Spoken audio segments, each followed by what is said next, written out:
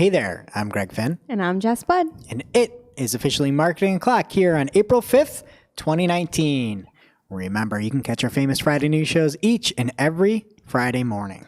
And if you want to follow along with us in our show notes, just head over to marketingoclock.com for all the links from today's articles. And please subscribe so that you don't miss a single episode. All right, and first up today is a better way to learn about ads on Facebook. Big news, guys. Facebook has been on a tear lately, rolling out all kinds of changes and new features to promote transparency and privacy. And the latest developments here are something I believe that we predicted a few weeks ago. We definitely talked about it. Yes. We predicted Greg Stradamus this, right? over here. Greg Stradamus. Yes. That's a play on Nostradamus for those of you that aren't into, what, astrology? I think like... Farmer's Almanac? I would try to guess when Nostradamus existed, but I would be so far off. I'd say the 1500s. Yeah, many years ago. Yes. We'll go with that. And yes, Greg Stradamus predicted what's happening here in Facebook this week. So you might recall a couple of weeks ago, we talked about Facebook's new ad library, and that was where users could go and see all of the ads related to politics or national issues that have been run on Facebook and Instagram.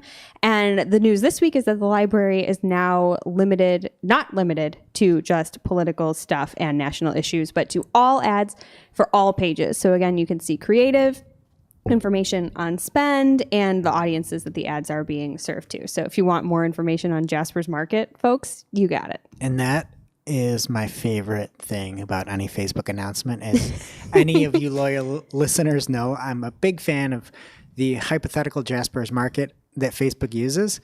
And it just warms my heart to see that beautiful Emerald J show up as the example.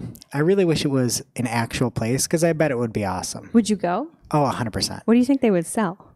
I don't know. I bet it'd be high quality though. For sure. That Jasper, he's a picky fella. Yes, he is. And the J kind of looks like a kidney bean or a kidney. Yes. Right? It's like a cursive J. Yeah.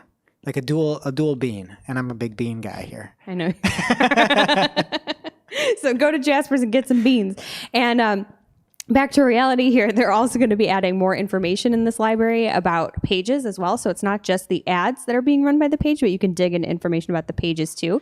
So you could see things like if they've ever changed their name, if they've merged with other pages, and things like that. So it's pretty big move in the way of transparency here. Yeah, and speaking of reality, the reality is that the search portion of this is not good. It is hard to actually look for pages to try to figure out, in brands, to try to figure out what kind of ads or what is out there. Mm-hmm. And that needs some work.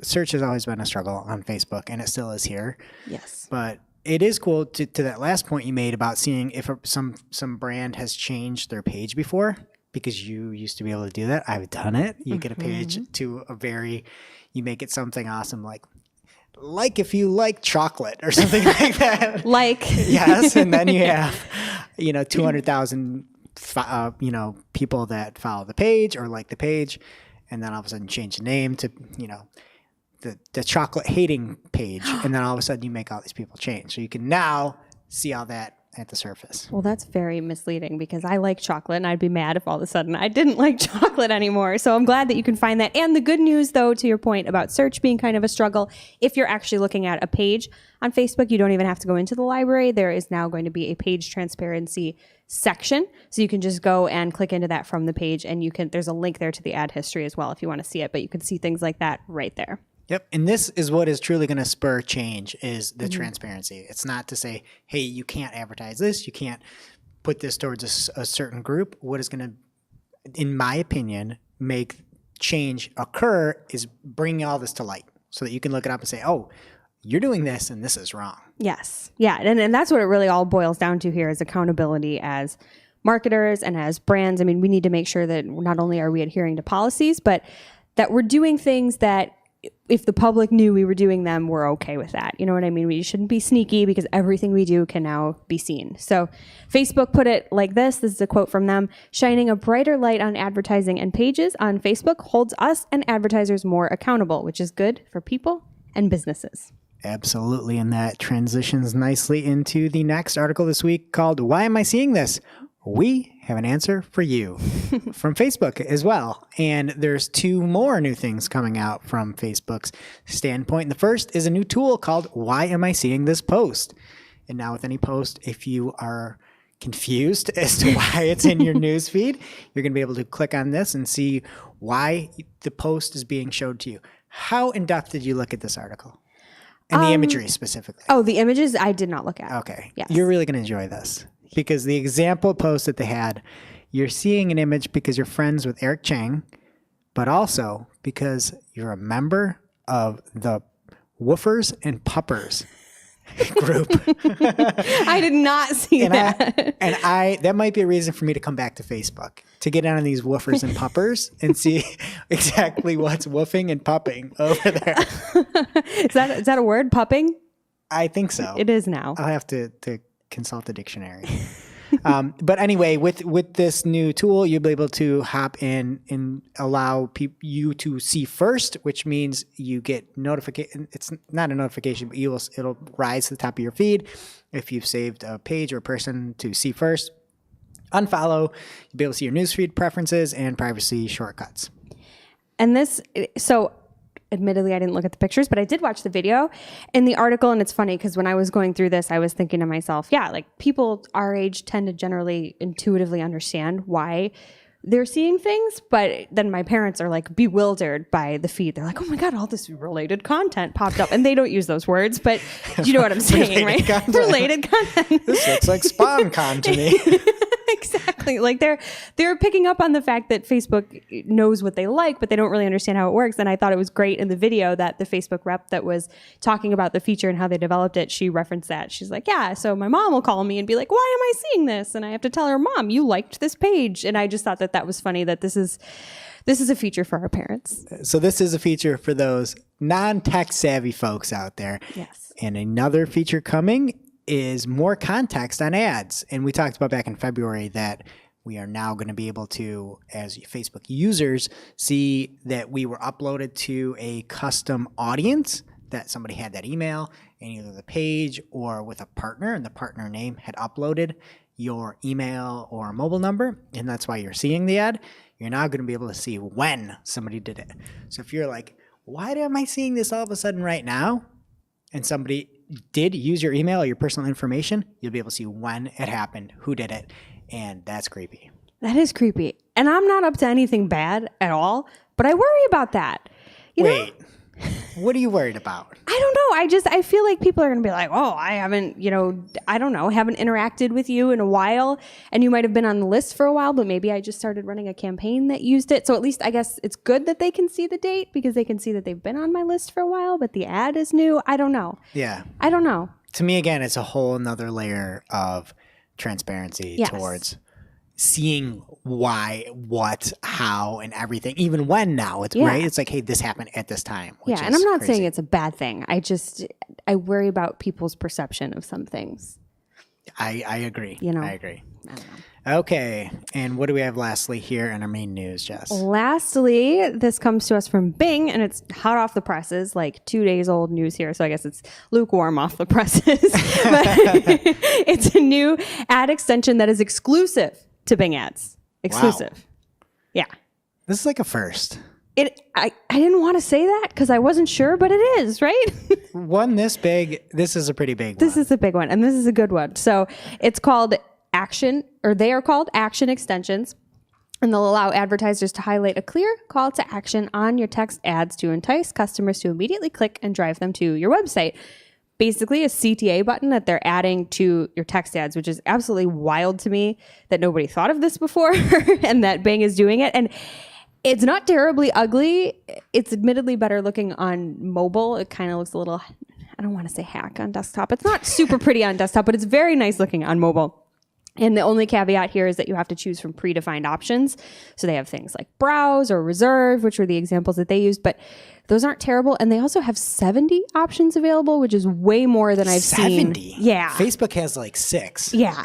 Exactly. That's crazy. So I'm okay with 70. I'm sure there's one in there that we can use. So just like ad extensions, any other type of ad extensions, it costs the same CPC as it would for any other type of click on your ad, and it's rolling out globally. So there's really no reason not to start testing this. Yeah, and this seems like an absolute no-brainer to me. Yeah. It's a call to action within your search ads.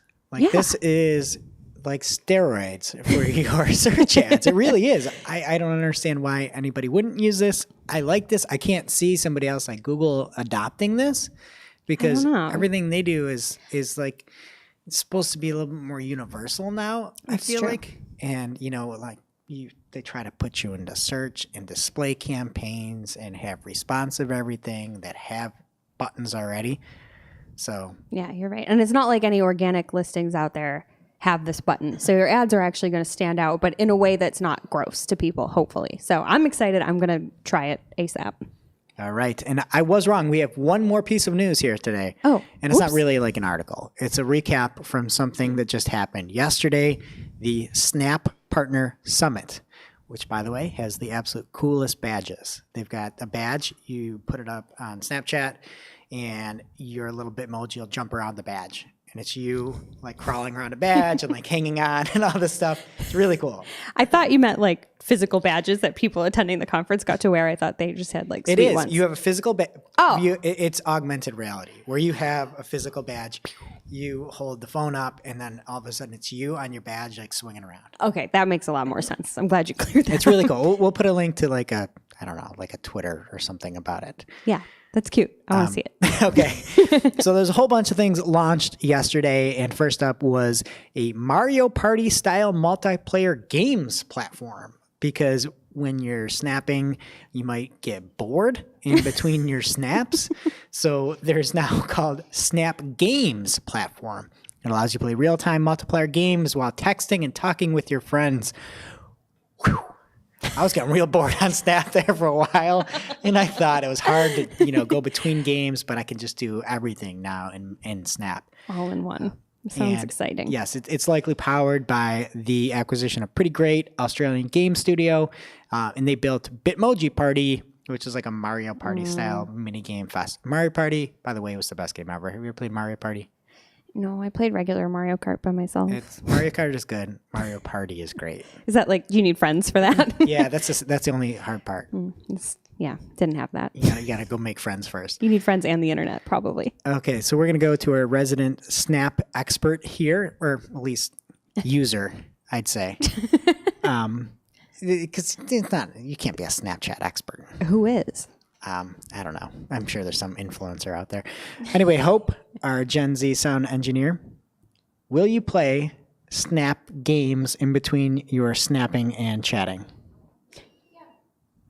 Yes. Her answer is yes. Okay. Okay. Well, this brings us to the next one here, which is the launch of Scan. And Snapchat has launched Scan, or Snap, rather, the parent company of Snapchat. And it is an augmented reality platform that allows you to pull imagery in and detect objects and have GIFs pop up based off of what the detection is, kind of like what Google Lens was. And it's going to roll out to all Snapchat users soon. You'll be able to, again, bring augmented reality into your Snapchat camera. Sounds very exciting. Kind of like their badges. I know. Saying these words in a sentence is very tough. You're getting through it. I know. It's just like, what is it? Okay. So, Hope, Snap Scan. Is this something you will use? I don't really understand what it is. All right. She says. Okay. This is IDK. We got IDK. I think that's what the kids say these days. IDK. My BFF Jill. So next up, Snapchat will power stories and ads in other apps. And this is big. Snapchat is essentially stealing Facebook's idea for the Facebook Audience Network, where you use Facebook to show ads on other sites. And they've created their own network, dubbed Snapchat Audience Network. What a surprise. They really went out on a limb naming that one. And there's an ad kit and that a developer can use so that they can show Snapchat ads on their site using that specific SDK. I would like to dub something here. So Okay. we've got Snapchat Ad Kit, SAK, and Snapchat Audience Network, SAN. So I'm going to call it the Sack and San. Sack and Sand. Sack and San. The Snapchat Ad Kit and the Snapchat Audience Network. Yeah. The Sack and Sand. That's cooler for the kids, right? Yes. I'm gonna get let on me the Sack and reread this. Sand. Yeah. Snapchat has released the Sack and Sand, where you can now get ads outside of just Snapchat, and those folks who have inventory or might want to test it out. Snapchat didn't disclose how much of a revenue share was going to be out there, but this is nice. It gives Snapchat the ability to make more money on more inventory out there, and at the same time, everybody loves stories these days. And Snapchat is going to be allowing apps like Tinder and House Party host stories inside of their product using Snapchat camera with that stories kit. So Tinder doesn't have to go build their own story platform. You can just use Snapchat stories within Tinder or House Party. That sounds riveting. Yes. What is House Party? It's where you watch stuff with other people. Oh, okay, that's fun. Well, what do you need you're going to watch stories if you're watching listen things. or watch? I forget. They shut them down all the time. What was that really good one that we used to use all the time? Oh, something DJ. Yeah, I don't know. DJ party. I don't know. It was I fun. think it's where you watch clips, House Party, if I recall correctly, and you're like, oh, let's watch a YouTube video, and nobody talks to people in real life anymore. We're in House Party, and all of this is virtual. I mean, it's kind of like when you were a kid and you had a landline phone and you would watch TV with your friend and you wouldn't say anything, but you were both on the line. Did you ever do that? Absolutely not. Oh, OG House Party user over here. Okay, so a lot of interesting stuff coming out. Wait, let's go to Hope. Oh, yeah. Hope, do you use House Party? No. Surprise, surprise. None of us do. Okay. Well, anyway, that is the main news this week, and it brings us to this week's lightning round. All right. And first up in our lightning round is news from the wonderful world of paid. And first up, Google is adding cross-device activity to all attribution reports in Google Ads. So starting on May 1st, all attribution reports in the platform will include cross-device activity and conversions, data which is currently only available within certain reports on the platform. So that's nice because who doesn't want more consistent reporting? The bad advertisers. The bad ones. I like when you answer my rhetorical question. Okay, yeah. I was just doing a dramatic pause, but you're absolutely right. Only bad advertisers. And if you want to see a full list, if you're a good advertiser and want to see a full list of what exactly is being updated, you can head to our site, marketingclock.com, for the show notes and see everything all the reports that this is now going to be included in.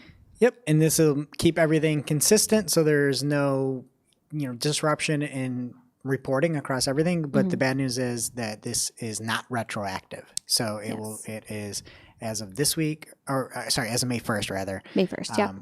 As May 1st, this will occur, and you may see more, you may see less, depending on how your account is performing. Yep, and you can't go backwards, or if you do, you'll just have to look at those historical reports. So check it out.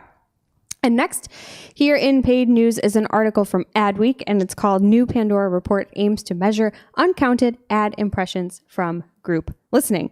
And the byline says no technology currently exists to work these extra views into paid media plans. So I feel like that gets the gist of it, really, but whoa. First of all, whoa. You're making a face. Greg is making a face at me, but I'm happy that someone's actually thinking about this.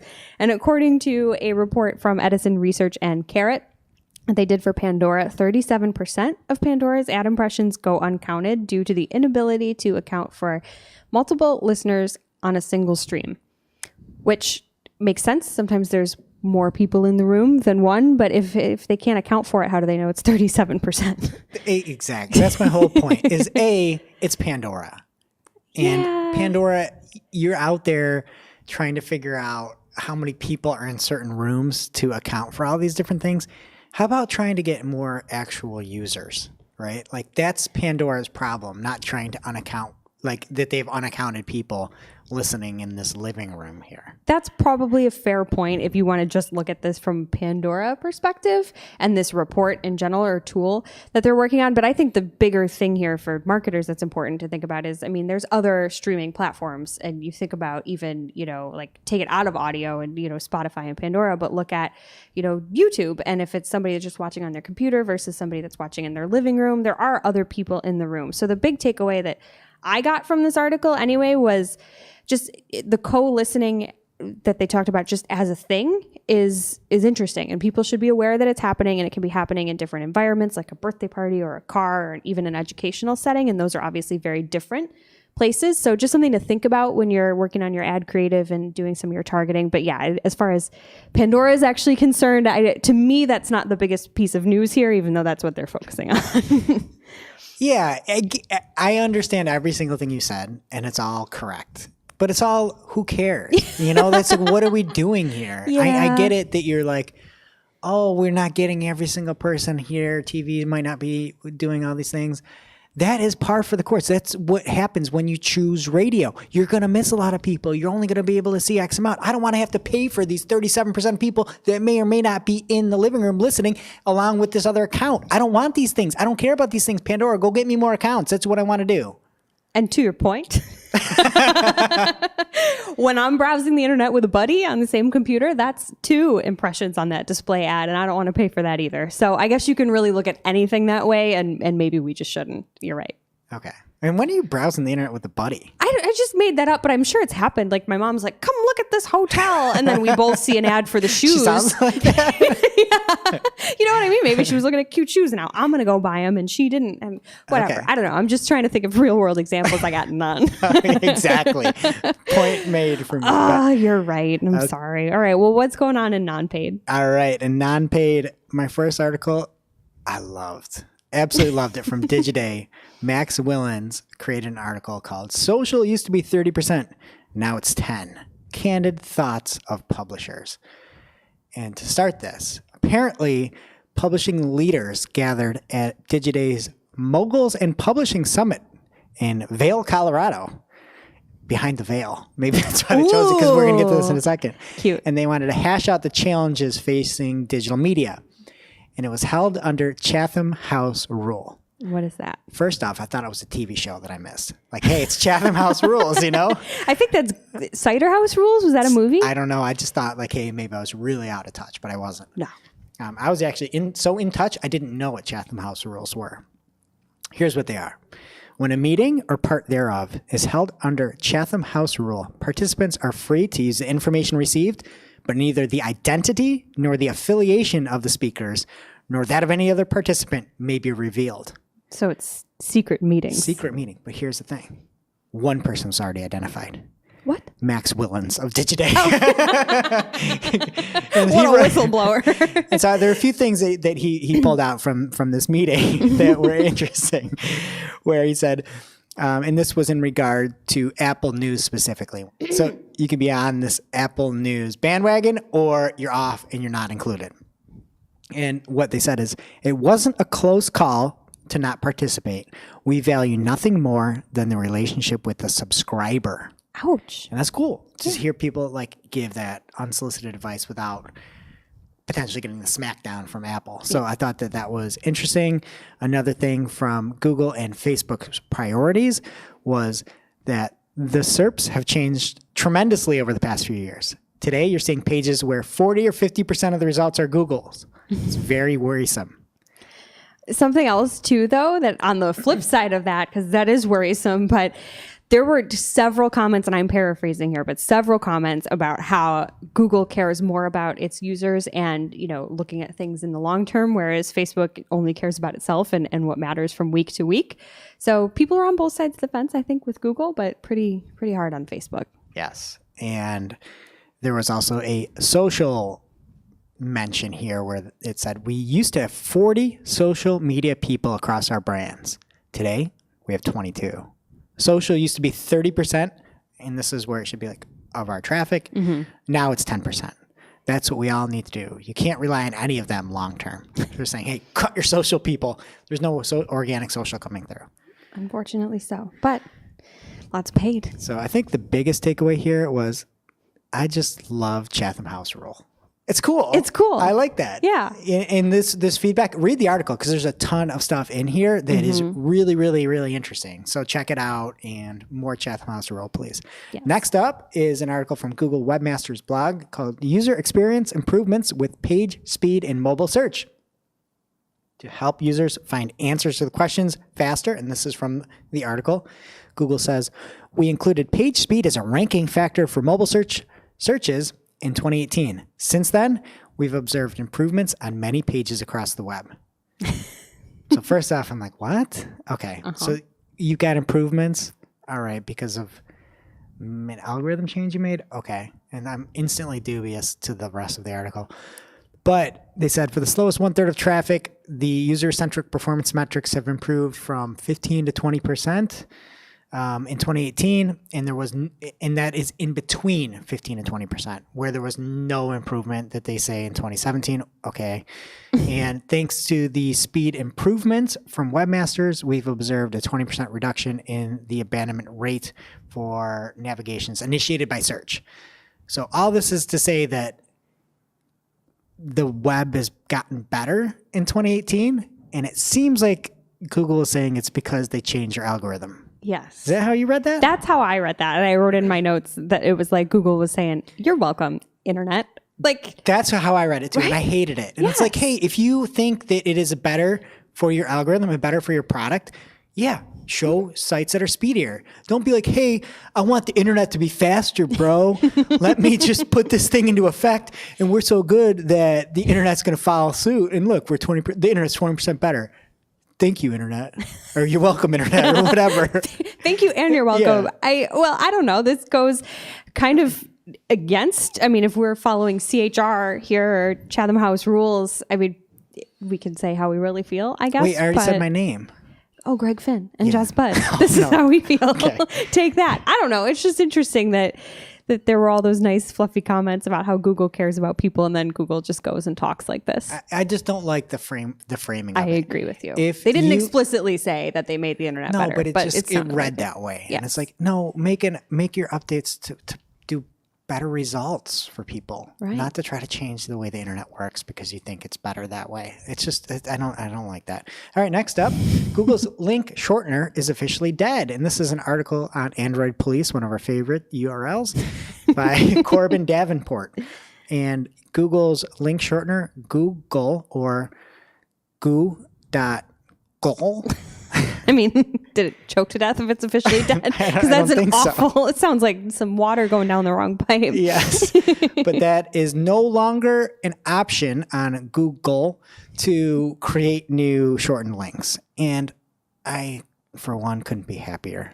There was a time when everybody was stuck to 140 characters and social networks couldn't figure things out and we had problems with analytics. There was a time where it mattered and you only had 140 characters, but now that's not the case. You have 280 characters on Twitter. Your links will be automatically shortened, even shorter than goog.gol. It'll be t.co.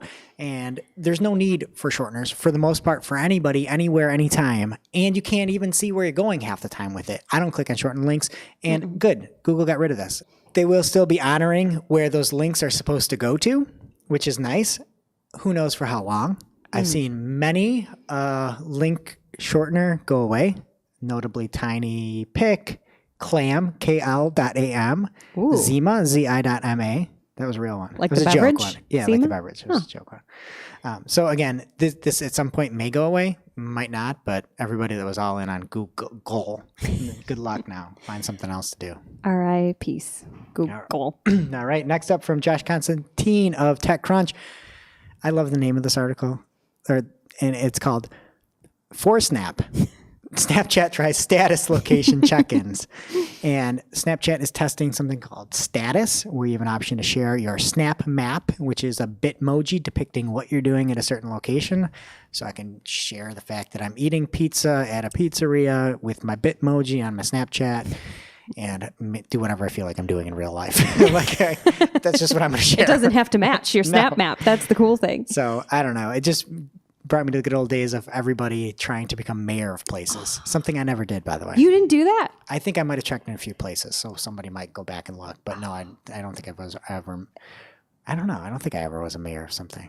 People got competitive about that, though. Oh, me too. I did. Yeah. I was all about mayorships, if you will. I mean, I would be at my house and somebody would check into the local grocery store and take my mayorship, and I'd get in the car and I'd be like, I gotta go buy something. That's a lot. Yeah, I mean, I didn't live very far from the grocery store. But so you got in easy. a car to Well, go to a grocery store. Not to every sign time, into. but I definitely did it. I was mad. And my husband too, Chris. We were both guilty of like So did you guys have competitive competing mayor places rage. that you were trying to get over to? Or like were Actually, you stole yes. it from him? Yeah, we would Oh. compete over bars constantly.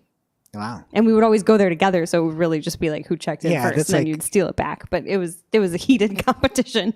We almost broke up. Just kidding. But yeah, those were I'd good like that days. if all of a sudden like your husband pops in the lead. It's like just crushing you in mayorship of this bar, and you're like, what on earth are you doing? Like, Yeah. that's a tell. That's true. Like, why aren't I not there with you? What's Yeah. going on, Yeah. Mayor? So Rude. it's a good thing you were tied. Good All right, thing. And next up is an article from Bloomberg called Walmart Unveils Voice-Activated Google-Powered Grocery Shopping. What could go wrong? And there's a way you can now say, hey, Google, talk to Walmart. Hopefully my phone doesn't turn on there. It might. And it'll hook into your Walmart account. Google and is trying to break into Amazon's 70% market share of the assistant devices. And you can hook it up. I'll do it live right here. The one thing I loved when I set this up before a show is that Google Assistant is a female voice and comes out of nowhere when you hook into Walmart. A very creepy male voice. Yes, I like the way he says okay. I hope he does it. Okay. So what would you like me to order, Jess? Let's order some cucumbers. I don't know if they sell those. Talk to Walmart. Okay, let's get Walmart. Welcome back, Greg. What can I help you with today? Order cucumbers, please. Okay, I can get you cucumbers sold individually for 68 cents each. How many would you like to add? 40,000. I did not quite get that. Can you please say that again? 4,000. Great, I've added 12 cucumbers to your cart. Would you like to add anything else? No, thank you. Several thousand more because you got it wrong. Did you hear him say okay? He's like, okay. Yes. That's like the fact that he's just like, he's like 40,000, huh? Like, Does not compute. I don't have 1,000 in me. I didn't learn that one yet. Oh, I just like that someone could finally go to Walmart for me. That's Yeah, nice. that fella can do it for you. So there you are. He is Walmart too. Did you like the way Google said that? She's like, let's get Walmart. Get in here, I'm buddy. Walmart. Okay. All right. And then we got 2 additional iOS stories, which never happens. These are things that were previously on Android and now are finally getting to iOS, which never happens. And Google Duplex is rolling out to non-Pixel iOS devices in the US, and WhatsApp Business app was only Android before and is now for the iPhone. And so that wraps up our lightning round this week. And now it's time for this week's W T. H. And this week's WTH launched on April 1st, but is not an April Fool's. Which It we is thought not. for a second. I really right? thought it was, and I Yeah. looked around and it wasn't. This was not April Fool's. It was from Marketing Land. And the name of the article is Why Brands Need to Take ASMR More Seriously. And it was from Tony Chen. I believe he's at Channel Factory or something like that. The article starts out with slime, that it's been the biggest crafting craze since 2018, and it's a rising video sensation. And there were nearly 25 billion slime video views apparently last year, and some retailers are reporting glue shortages across the country. Poor horses. I don't think they use horses anymore. Really? Yeah. I hope think, you're right. I think Elmer's is all chemical, which I don't know if that's better. Poor chemicals. And so anyway, because of all these slime videos of people apparently playing with slime and recording themselves, apparently there's a lot of people watching that, 25 billion or so. It's turned into a new thing, which is called autonomous sensory. I can't even say this word. Meridation. Oh, meridian? Meridian. Okay. So it's turned into autonomous sensory meridian response, or ASMR. And In all honesty, this should be called DUMB. Because this is the dumbest thing ever. It doesn't stand for anything, right? It just spells dumb. Yeah, it's just dumb. DUMB. And it's people that do ordinary, mundane things and try to record it, and then they just listen to it over and over again. And it's become even these really creepy people that speak in like a really childish tone and just talk about like little kid toys and like move them around and make it is very, very strange. It's just a weird, dark corner of the internet, in my opinion. There's some things that aren't like the speaking that are fine. It's like people like painting and stuff like that. But I mean, that's what real life is for too, kind of, to like listen to things on your own. Right. I mean, I feel like our WTH segment the last couple times has been about, we've mentioned like the physical world and this digital alternative. And these are people that are enjoying the crap out of the physical world. They're like chewing stuff and touching stuff. And then we're all just sitting there watching instead of doing it ourselves. But even the things they're doing are like mundane. Like nobody's ever like, oh, I'm just going to pet this blanket. And like, I'm just petting a blanket. And you're like, all right. You know what sounds even better? Listening to somebody else pet this blanket. I don't know. I listened for a few minutes to somebody chewing on a Thai beef salad, and it was disgusting. Rough. It's disgusting. It was rough. And if you haven't seen it, don't even look it up. It's gross. Please don't. But anyway, the moral of the story, at least for me, is I don't want to cater to these people. Like, what am I going to do? Just have like some super soft ad and be like, whatever. Like, hey, come listen to Marketing O'Clock. And then it's too much. It's too much. I don't know if we could tap on the mic. Was that ASMR? I bet it was super loud. I don't know what that sounded like. Sorry, guys. And so in the article, the author had mentioned that there was a small set of brands like IKEA and Dove that had made some ASMR videos already.